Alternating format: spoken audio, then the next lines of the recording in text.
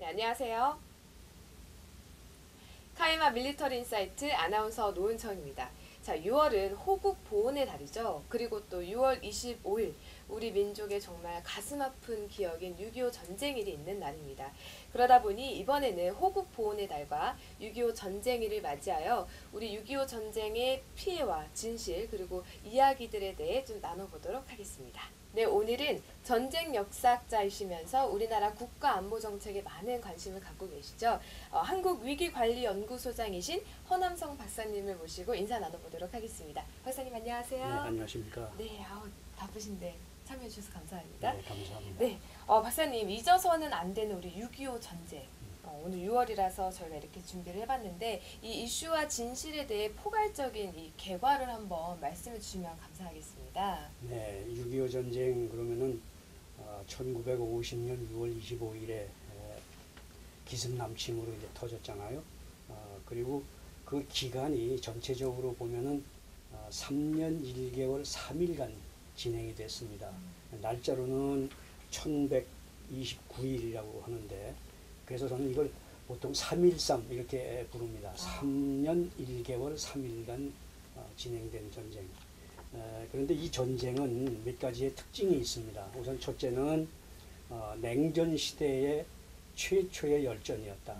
냉전이라고 하는 것은 잘 알다시피 2차 세계대전이 끝나고 1945년부터 이제 냉전이 시작이 됐는데 그때부터 50년까지 한 5년 동안에 유라시아 지역에서 35개국이 공산화가 됐습니다. 그랬는데 우리 이 한국도 공산화를 하기 위해서 이제 공산당들이 음모를 꾸미고 이제 전쟁을 벌린 거죠.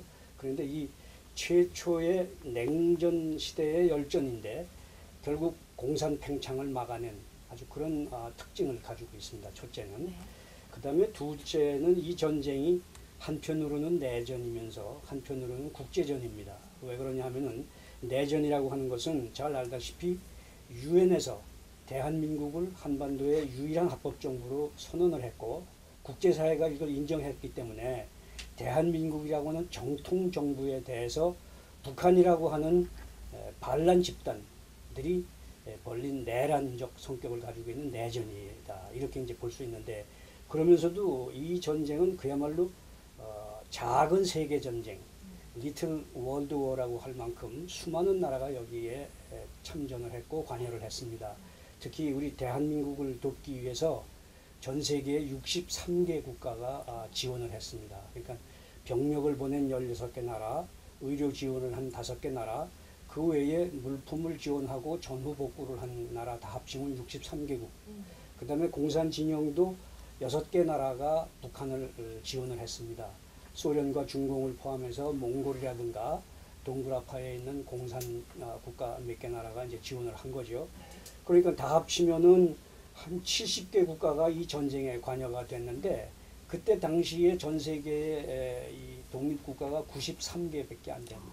그러니까 거의 80%의 국가들이 직접 간접으로 이 전쟁에 관여가 됐으니까 이건 정말 아주 대단한 국제전쟁의 하나다 이렇게 얘기할 수 있습니다. 그렇군요.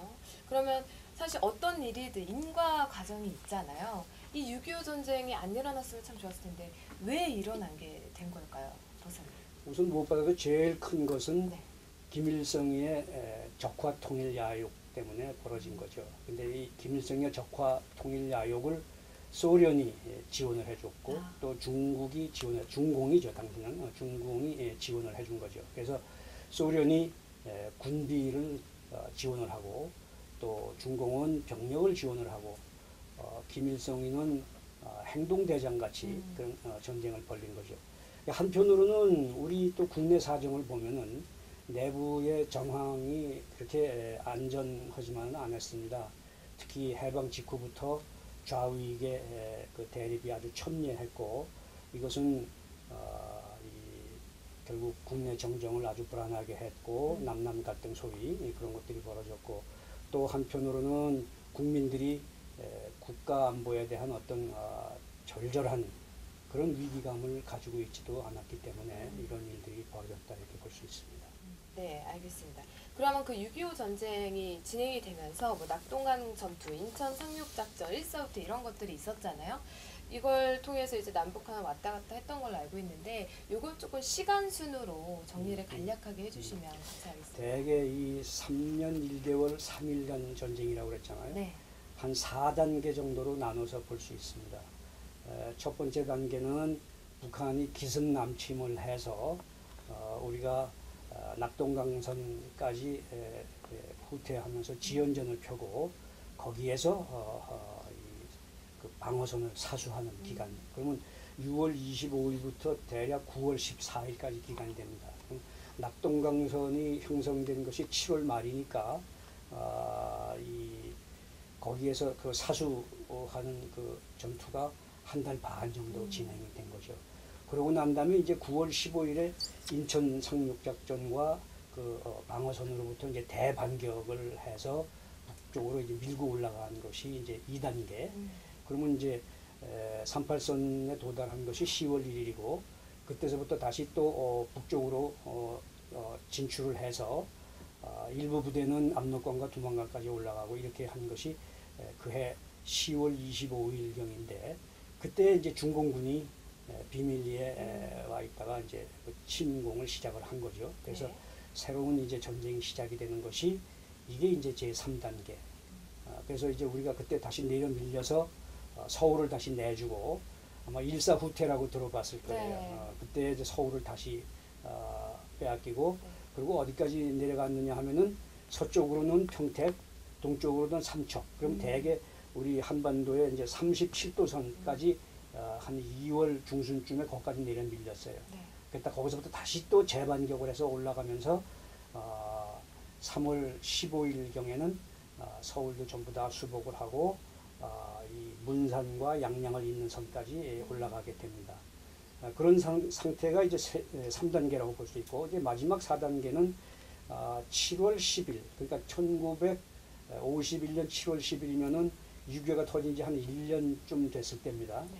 그때부터 이제 휴전회담이 시작이 됐어요. 그래가지고서 마지막으로 휴전이 될 때까지 2년 한 1개월 동안 그때는 한쪽에서는 휴전회담을 하고 한쪽에서는 한치라도 땅을 서로 더 뺏기 위해서 고지쟁탈전을 벌리는 그런 기간입니다. 전체적으로 보면은 한 3년여의 기간에 1년 정도는 굉장히 빠르게 내려가고 올라가고 하는 그런 우리가 그걸 기동전이라고 그러는 거고 네. 그 다음 한 2년 정도는 휴전회담을 하면서 진지전, 고지쟁탈전을 하는 그런 양태가 벌어진 거다. 아, 그렇군요. 참 말만 들어도 마음이 진짜 아픈데요. 음. 사실 6.25 전쟁에 대한 교훈과 또 우리가 가져야 될 자세가 좀 있을 텐데 어떻게 생각하세요? 어떤 교훈을 갖고? 저는 무엇보다도 제일 먼저 얘기하고 싶은 게 이겁니다. 6.25 전쟁은 북한이 저지른 반민족적 침략 전쟁이고 또 반역사적 범죄 행위다. 우리 한민족 5천년 역사를 봤을 때에 가장 피해가 극심했고 또 파괴가 아주 극심했던 그런 전쟁이었습니다. 그러니까 이런 전쟁을 일으킨 김일성 집단은 이건 반민족적이고 반역사적인 그 범죄 집단이다 이렇게 얘기할 수밖에 없습니다. 이걸 제일 먼저 강조 안 할 수가 없고 두 번째는 이 전쟁으로 말미암아서 우리 특히 대한민국이 사회 경제적으로 큰 대변혁을 겪게 되는 계기가 됩니다. 잘 알다시피 피난민들이 많이 오르내리면서 인구가 대이동을 하게 되고 또 계층의 또 변동이 아주 심해졌고 또 농경사회적인 문화 또는 유교 전통 이런 것들이 많이 붕괴가 되고 이렇게 돼서 우리 사회가 어떻게 보면은 그동안 조선시대 500년 그 다음에 일제 35년을 거치면서 매우 정체된 사회였는데 이 전쟁으로 말미암아서 어떻게 보면은 큰 그릇에 이 물건을 담아놓고 이것을 그냥 크게 흔들어서 뒤엎어버리는 그런 정도의 대변혁이 오는 그런 계기가 이 전쟁이었다 이렇게 얘기할 수 있습니다. 그런데 마지막으로 이제 이 전쟁에서 우리가 꼭 얘기해야 될 것이 뭐냐면은 이런 전쟁을 통해서 결국 해방 직후부터 우리 대한민국의 좌우 대립이 굉장히 첨예했다 아까 그런 말씀 드렸잖아요. 네. 그런데 결국은 이 반공 의식에 의한 안보 의식 이것이 이제 강화되는 계기가 됐고 우리 한편은 또 한편으로 보면은 무력 통일이 얼마나 무모한가. 그래서 그 평화 통일에 대한 이 절대성 이런 것들에 대한 인식이 새롭게 생겼다 이렇게 볼 수 있습니다. 네, 말씀 감사합니다. 1부는 일단 6.25 전쟁의 전체적인 개괄, 그다음에 전체적인 설명을 드렸는데요. 이어지는 2부에서는 6.25 전쟁의 이슈와 진실, 우리가 지금까지 알지 못했던 부분들에 대해서 박사님과 좀 더 나눠보도록 하겠습니다.